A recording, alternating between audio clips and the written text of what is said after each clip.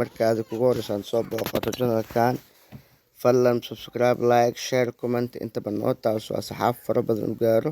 haddii hore aad nala joogtin waad ku mahadsantahay la joogitaankaada shax shalay aan soo gelinin qadka beejkeena ayaan nii tusayaa shaxdani waxaan ku saadaaliyey derby country iyo Turk United waxaan ku saadaaliyey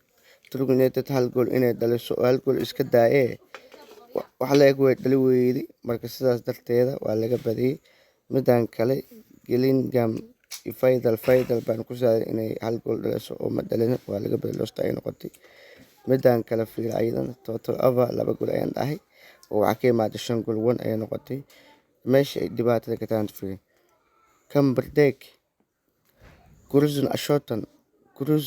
Cruzan Ashton ayaan ku saadaaliyey badin ama bareejo oo waana laga badiyey ciyaartan 1 ay noqotay midda ayaan fahmi waayay aniga midaan kale fiil ayaan